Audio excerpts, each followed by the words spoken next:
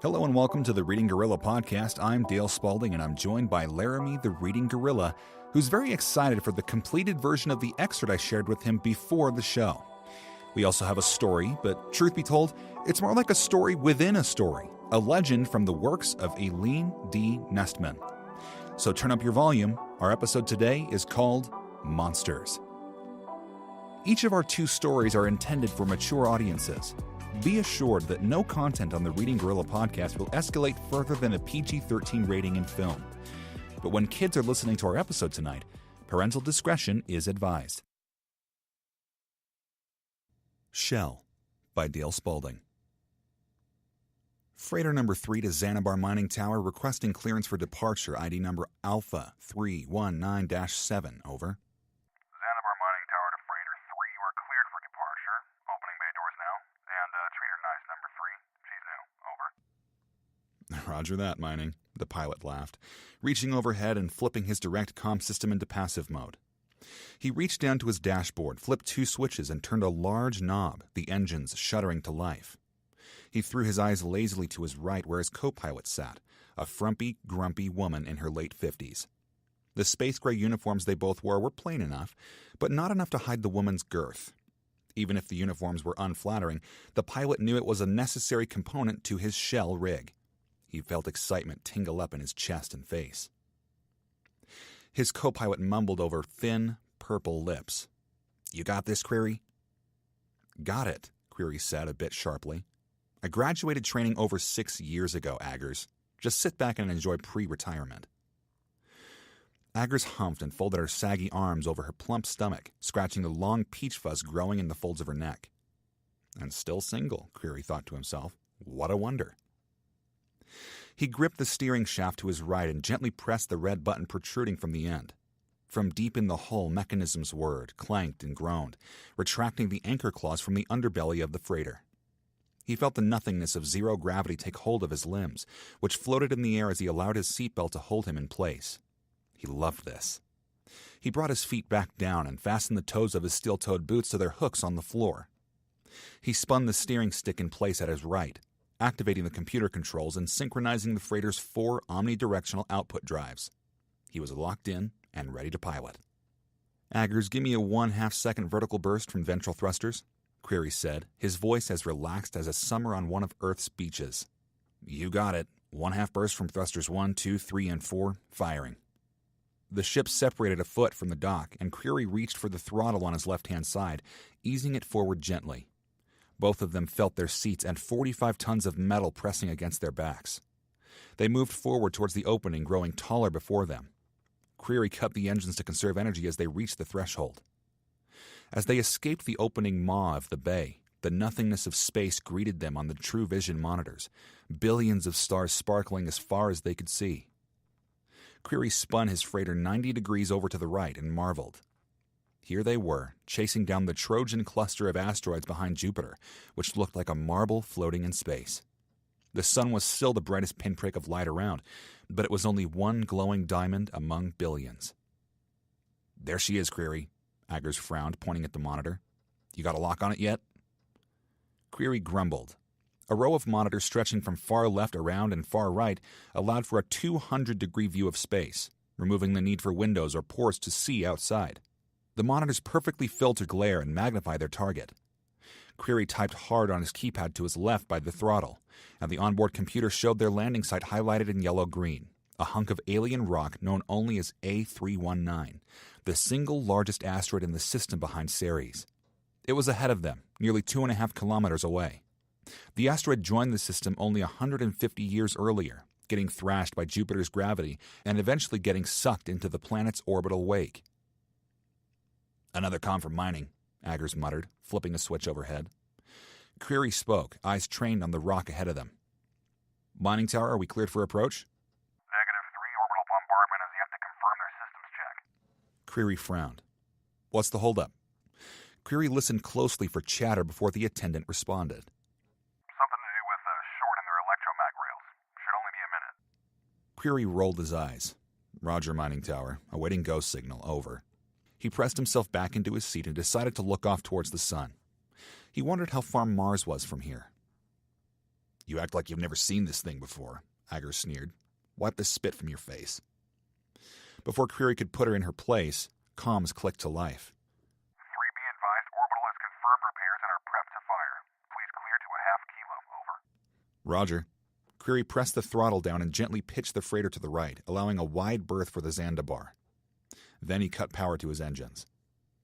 Aggers, give me a 3-second lateral burst from all thrusters. Get us to reverse face. I want to see this. I'm sure you do, Aggers croaked, snapping a few switches into place and pressing her own throttle.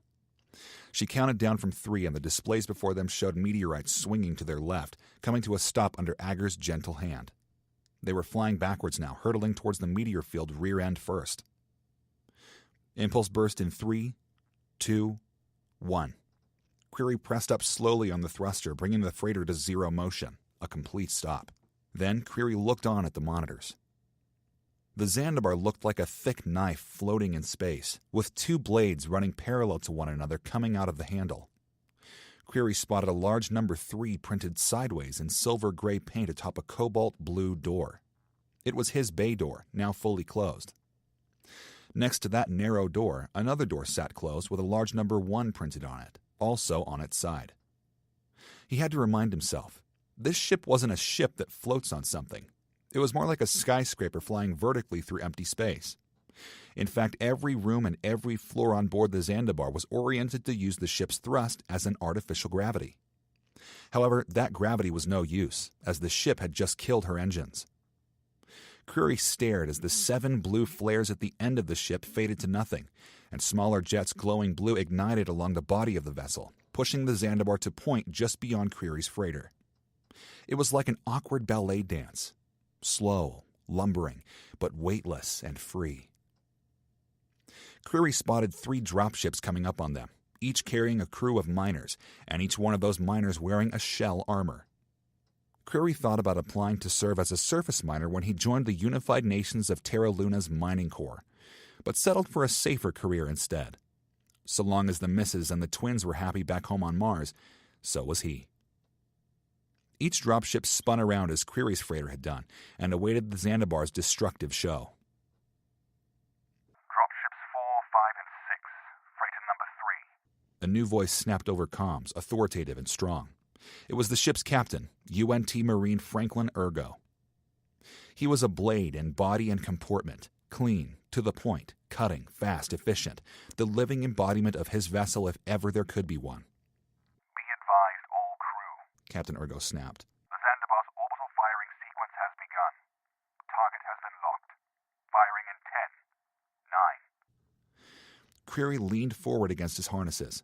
5, 4, 3. Query matched the 3 dropships now spinning to watch the rods soar past them, and the slight glare of Sol shone into the sensory units on board. But there was only one thing he was concerned about.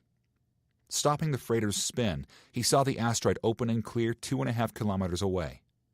His eyes widened as he saw a flash of silver, a metal comet streaking past them under 5 Gs of force. It looked so harmless now, just a metal rod like a nail without a head or a pointed end.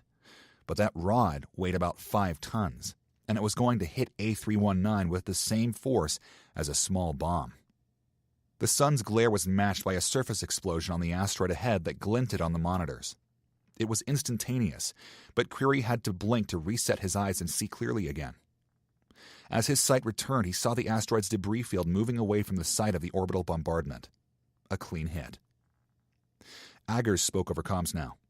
Zandabar Control and Mining Control, be advised we have a direct hit, requesting permission to clear the debris field and begin extraction, over. Captain Ergo's voice came like a drumbeat. Permission granted.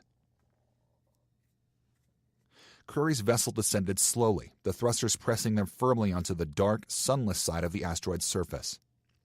They were near the impact crater of the orbital launch, and the 3 dropships were already on the ground above the crater's rim. Query stood, clicking his heels and making his mag boots activate. He walked across the metal floor, using handrails on the ceiling to keep himself moving upright. He approached a cylindrical container on the back wall. He stepped inside and pulled the door shut behind him. An LED light flickered overhead. 2 holes opened in the thick yellow padding of the container, one at arm's reach on either side of him. He pressed his fingers into the openings and found the pressure sensors on each of his fingertips. He tightened his grip, hard. The yellow padding separated into panels and spun around, revealing plating and armor that extended towards him on robotic arms. He breathed easy as the machinery clicked and whirred around him. His feet were encompassed first, then his arms and legs, then his pelvis, back, and chest. A few plates grew around his neck, extending connector components 2 inches below his ears. He pictured himself, and the image of a mechanized Frankenstein came to mind. The side components of his helmet came from his right and left, snapping into place on the connectors. They didn't quite touch his ears, but they cushioned everything around the sides of his chin and face. A rounded plate came towards his face now, and with a click and hiss, he was consumed by darkness. His ears popped as the pressure in his suit rose, adjusted, and fell back to normal. Then his sensory unit activated. The ugly yellow interior of the changing pod attacked his eyes in high definition. The suit he wore functioned much like his freighter. No glass face, no opening or connection to the outside world. It was literally a shell against the void. But as alien as it sounded, Creary felt at home in his rig. His HUD lit up, the text and highlighted options appearing in blue, and the yellow door before him hissed from right to left.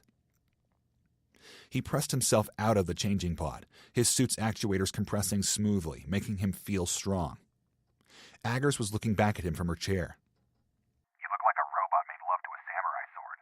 Her voice sounded like it came from the other end of comms, full of static and digital hums. Your shell looks good. Creary didn't like Aggers, but he knew a compliment from the old frog when he heard it. He turned his head, rolled his shoulders in their sockets, and lifted each knee to his chest. Joint systems are good, Creary said. His voice reverberated back into his sensory unit, and Aggers winced. You want to turn down your onboard speakers? Creary nodded, but noticed something odd. My marshmallow isn't working. Aggers snickered.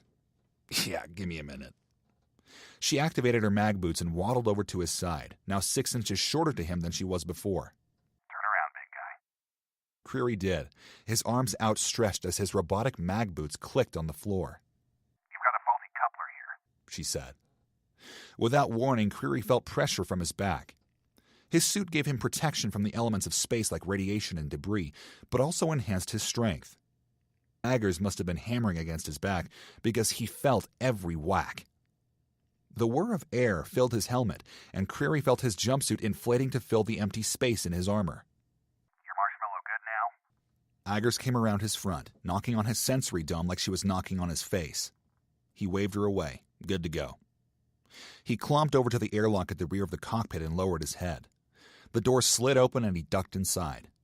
The air was sucked out of the tiny room, made tinier by Creary's shell. When his HUD displayed an OK, he spun himself around and opened the rear door. The only sounds he heard were his own breathing, reverberating inside his helmet, and the squeak of his marshmallow lining on the inside of his suit. He walked forward, knocking on the large drills and stripping lines that allowed for rapid descent into their targeted drill site. He came to the rear door of the cargo bay and looked up at the camera tucked away in the top right corner of the ceiling. He waved. You want to let me out, darling? A click near his ears made him perk up. It was a comms channel opening, and Aggers' gurgling voice said, Yep. Creary felt the jolt of the cargo door lurch and felt the vibrations of the thick steel loading door through the lower legs of his armor. When the shaking stopped, he walked out onto the asteroid's surface, the coarse ground sending a crunching feeling through his armored boots. Aggers' voice came to him again. You've got a little above 50% power, so you should be good for another mission before you need to charge. A flashing blue light on his HUD drew his attention to his battery life, 52%. He looked up at the stars, still caught in a spirit of awe. Then he patched himself to the dropships. Droppers 4, 5, and 6, come in, Creary said, looking around at the empty landscape. The asteroid was facing away from the sun, but he made out the shadows of the 3 dropships, each with their doors open, and each one empty. Creary radioed in. Aggers, are you getting this? What, are they playing hide and seek? Creary used his HUD and virtual controls to switch his signal to the Zandabar's frequency. Mining tower, come in. Did you give the go to our ground crew to head to the impact site without us? Negative, Freighter 3. Came the reply.